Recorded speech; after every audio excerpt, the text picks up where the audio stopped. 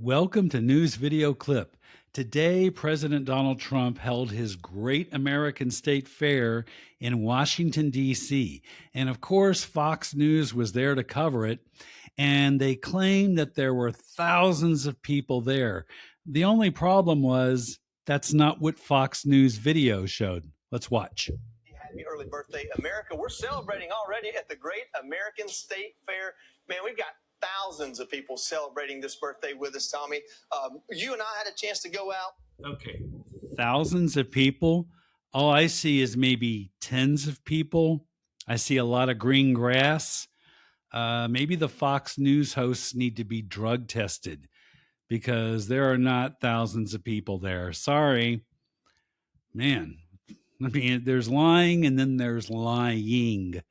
Alrighty, we're going to move on now. We're going to go to the I've Had It podcast, and they have an interesting story about Democratic Senator Kirsten Gillibrand kind of cozying up and playing footsies with Republican Ted Cruz. And Ted Cruz recently called Democrats communists and Nazis. So let's watch traitor Kirsten Gillibrand, shall we?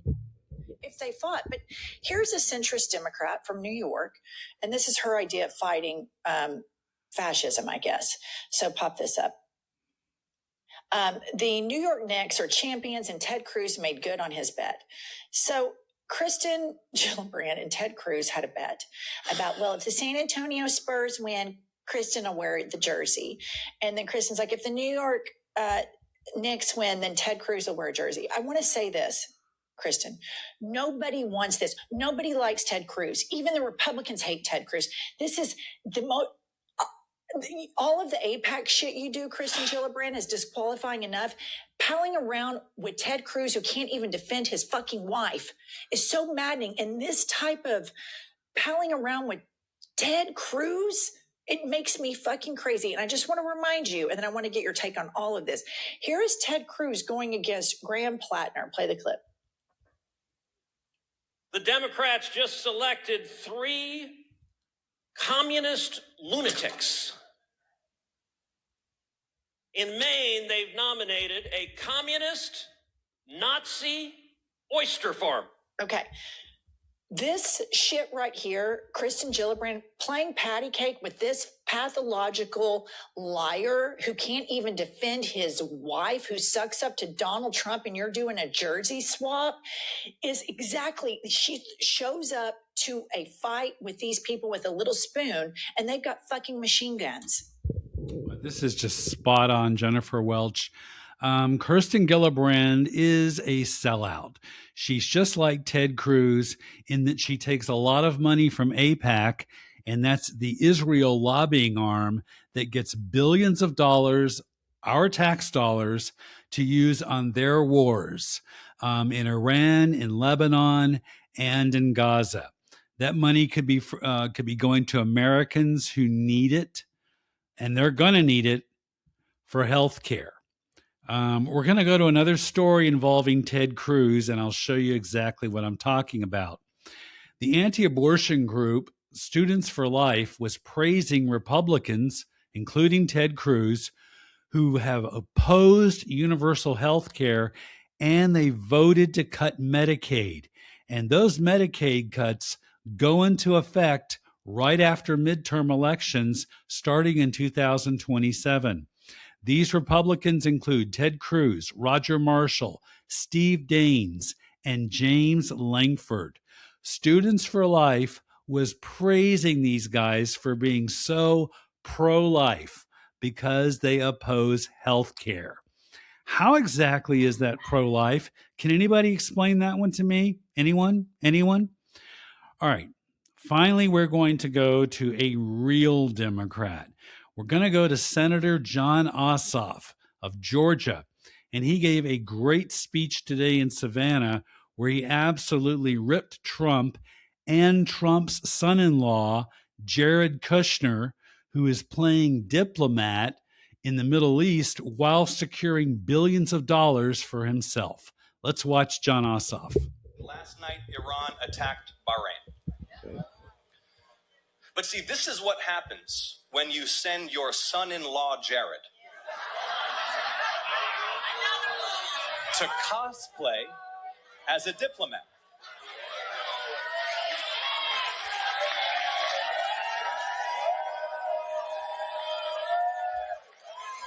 See, despite zero qualifications, Prince Jared was tapped to lead Middle East diplomacy. Now remember, Jared's slush fund, Affinity Partners, already got $2 billion from the Saudi crown prince. Did you know that? And even now, while negotiating for the United States over Iran and Gaza, he's actively asking Arab princes for billions more. Not for the United States, for his own business.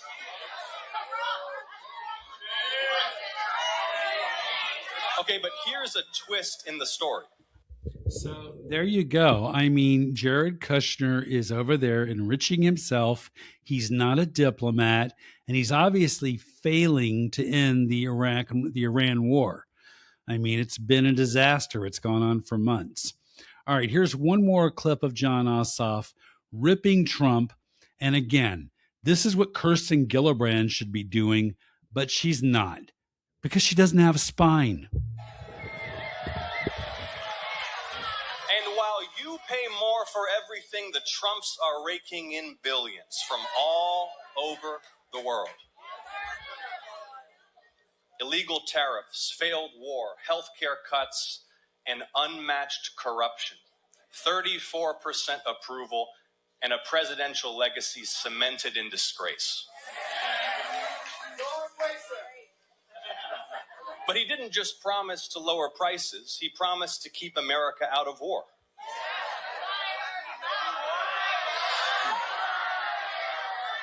Instead, Donald's defeat sent gas prices soaring and made America weaker and less secure.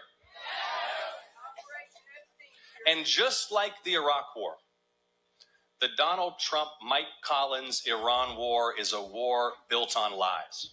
This is just so good. And Jon Ossoff is running for re-election in November. I hope he wins. And honestly, I would love to see him run for president in 2028 because he has a spine and he's not scared to stand up against Trump and the Republicans, unlike Kirsten Gillibrand, who's playing footsies with Ted Cruz. Alrighty, we have links to more of Jon Ossoff's speech, along with all of our stories right below this video. And unlike the right-wing podcasters who never back up anything, they're paid influencers. They're paid liars. Joe Rogan, Benny Johnson, Riley Gaines, Tim Pool, Jimmy Dore. They're just right-wing stooges cashing checks.